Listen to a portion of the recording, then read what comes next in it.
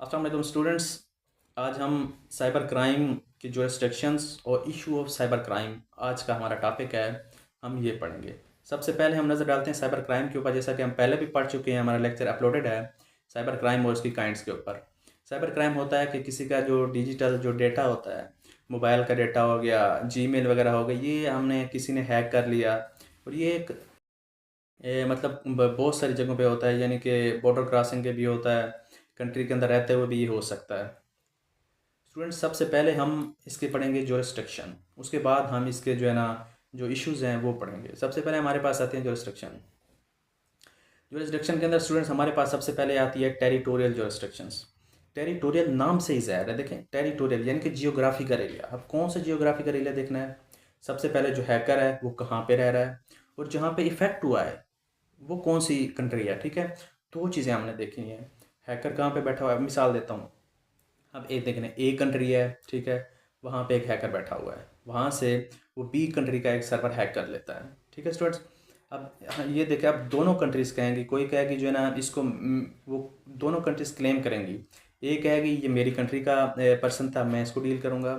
जो B country होगी वो कहेगी ये मेरी कंट्री का नुकसान हुआ है, मैं इसको डील करूँगा। यानी कि जियोग्राफिकल एरिया, उसकी जो ज्यूरिसडिक्शन यानी कि किसके एरिया में आता है वो क्राइम के, वो उसको डील करे। ठीक है स्टूडेंट्स, उसके बाद हमारे पास आता है पर्सनल ज्यूरिसडिक्शन। अब पर्सनल ज्यूरिसडिक्शंस के देखें नाम से ज़ाहिर है पर्सनली डील करना।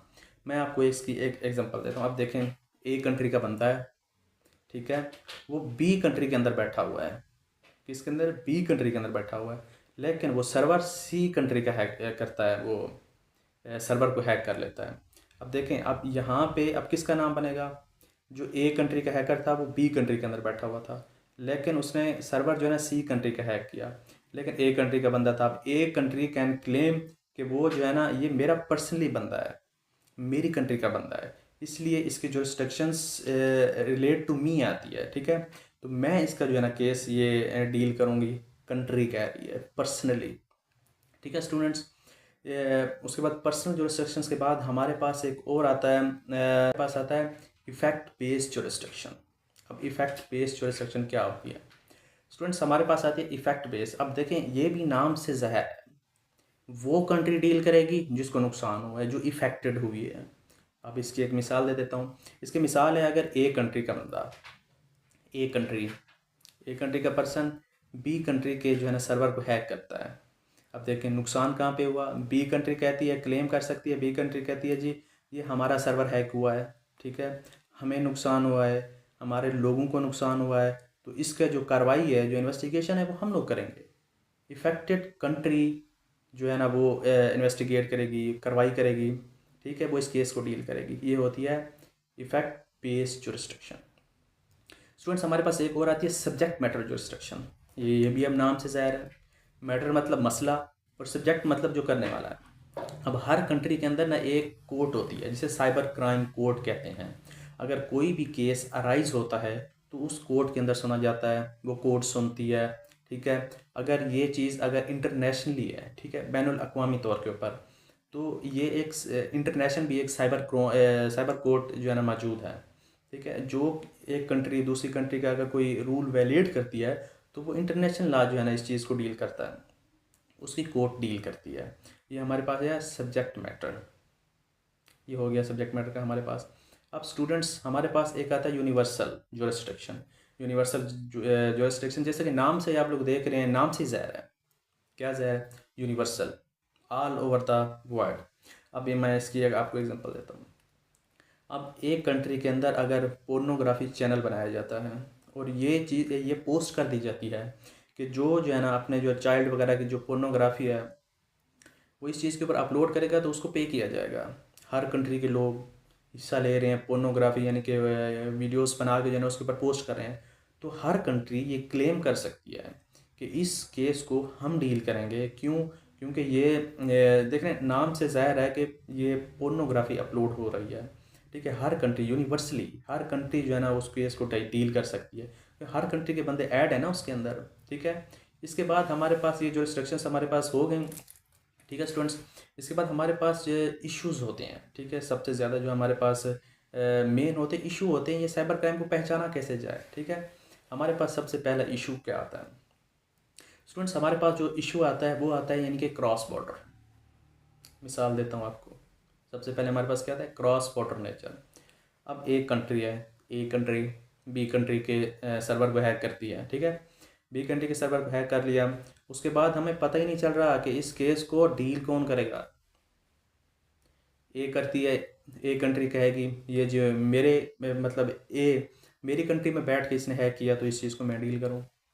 बी कंट्री कहेगी ये मेरा इफेक्टेड हुआ है सर्वर, इसको मैं डील करूँ। ये एक इशू है, पता ही नहीं चल रहा कौन करे, ठीक है। हमारे पास सेकंड आता है इशू। स्टूडेंट्स हमारे पास सेकंड इशू आता है लीगल सिस्टम। देखें, हर कंट्री का जो लीगल सिस्टम होता है ना, वो अलग-अलग होता है। हर कंट्री के अपने रूल्स होते हैं, अपनी रेगुलेशंस होते हैं, ठीक है। अपनी पुलिस के रूल्स होते हैं, अपनी जो है ना आर्मी के रूल्स होते हैं। अब इसके अंदर लीगल सिस्टम, अब किसी लीगल सिस्टम के अंदर जो है ना पोर्नोग्राफी जो है ना वो लीगल है, ठीक है। और बहुत सी कंट्री के अंदर इलीगल है, जो इस्लामिक कंट्रीज़ हैं। अब इसी तरह जो साइबर क्राइम है वो किसी कंट्री में लीगल हो जाता है, किसी कंट्री में इलीगल हो जाता है। तो पता ही नहीं चलता भाई कि हम कैसे डील करें। अब हमारा जो ए कंट्री का हैकर बी कंट्री ने जो है ना हैक कर लिया फॉर एग्जांपल, ठीक है। और बी कंट्री के अंदर ये चीज़ लीगल है कि आप लोग हैकिंग कर सकते हैं। अब ए कंट्री का क्या कसूर है कि उसका सर्वर हैक हो गया। अब ये एक इशू बन गया है, हम कैसे करें इस चीज़ को, कैसे डील करें, ठीक है। स्टूडेंट्स उसके बाद हमारे पास आता है आइडेंटिफाइंग। हमें आइडेंटिफाई करने का मसला होता है। अब इसकी एग्जांपल देता हूँ मैं। देखें, अब ए कंट्री है हमारे पास, ठीक है। ए कंट्री का बंदा बी कंट्री का सर्वर हैक करता है, लेकिन वो किसी और कंट्री का वीपीएन लगा के करता है, किसी और कंट्री की लोकेशन लगा के करता है, किसी और कंट्री का इंटरनेट यूज़ करके करता है। तो पता ही नहीं चलता, कि उसकी आईडी भी और है, इंटरनेट और है, उसकी लोकेशन और है, लेकिन वो बैठा किसी और कंट्री में है। अब कोई कंट्री क्लेम नहीं कर सकती। अब मैं आपको एक एग्जांपल देता हूँ। अब देखें, ए कंट्री है, उसके बाद बी कंट्री है, उसके बाद सी कंट्री है। अब ए कंट्री का बंदा बी कंट्री में चला जाता है, ठीक है, और सी का सर्वर हैक कर लेता है, लेकिन इंटरनेट यूज़ करता है ए कंट्री का। बी वाला बंदा देखें, और वीपीएन यूज़ कर रहा है ए कंट्री का, ठीक है, लोकेशन यूज़ कर रहा है ए कंट्री की, आईडी यूज़ कर रहा है ए कंट्री की। तो पता ही नहीं चल रहा, ये एक इशू बन जाता है। इसको आइडेंटिफाई ही हम नहीं कर पाते हैं, ठीक है स्टूडेंट्स। इसके बाद हमारे पास एक और आता है, अच्छा स्टूडेंट हमारे पास एक और आता है, हमारे पास लेक ऑफ कोऑपरेशन। अब इसकी मैं आपको एग्जांपल के साथ आगे बढ़ते हैं कैसे। अब देखें, अगर दो कंट्रीज़ हैं, ए कंट्री है बी कंट्री है, इनके दरमियान डिस्प्यूट चल रहा है, ठीक है। और भाई ये शोर इसमें आता है। अच्छा स्टूडेंट्स हमारे पास एक और आता है लेक ऑफ कोऑपरेशन, ठीक है। हमारे पास दो कंट्रीज़ आती हैं, दोनों कंट्रीज़ के दरमियान डिस्प्यूट है, तो मसला बन गया ना कि एक दूसरे को वो कोऑपरेट ही नहीं कर सकती इंटरनेशनली, कैसे करेंगे। अगर ए कंट्री ने बी कंट्री का सर्वर हैक कर लिया है, अब पता ही नहीं चल रहा है ना भाई कैसे इसको डील करें, क्योंकि वो एक दूसरे को कोऑपरेट ही नहीं कर रही, वो कुछ दे ही नहीं रही, वो कुछ बता ही नहीं रही कि कहाँ से हैक हुआ, कौन सी लोकेशन थी। ये एक जो है ना ये साइबर क्राइम का एक इशू बन जाता है, ठीक है स्टूडेंट्स। उसके बाद हमारे पास एक और आता है digital issue, digital cyber crime issue, digital evidence हम इसको कह सकते हैं। अब देखें, अब जिस कंट्री के दरमियान हमारा वो चल रहा है, हम अगर जो साइबर क्राइम कोर्ट है उसके अंदर हमने एविडेंस पेश करना होता है। साफ ज़ाहिर है हर कोर्ट के अंदर हर कोर्ट को एक सबूतों की ज़रूरत होती है। अब वो सबूत पेश करने कैसे, अगर जिस कंट्री के साथ हमारा डिस्प्यूट चल रहा है तो उससे हम कैसे वो चीज़ ले सकते हैं कि अगर एक कंट्री का हैकर उस कंट्री में बैठा हुआ था तो हम उनसे सबूत कैसे कलेक्ट करें, उनसे हम मेल्स कैसे कलेक्ट करें कि हम एविडेंस पेश कर सकें, क्योंकि हमारे तो डिस्प्यूट चल रहा है। ये एक मेन इशू है, ठीक है, साइबर क्राइम का इशू, ठीक है। जिसकी वजह से जो है ना हम आइडेंटिफाई ही नहीं कर पाते हैं किसी चीज़ को, हमारे लिए बहुत डिफ़िकल्टीज आती हैं। तो स्टूडेंट्स आज हमने पढ़ा जो restriction of cyber crimes and जो इश्यूज़ ऑफ साइबर क्राइम, ये हमने पढ़ा। तो इंशाल्लाह नेक्स्ट वीडियो कोई और टॉपिक पे बनाएंगे। अल्लाह हाफ़िज़।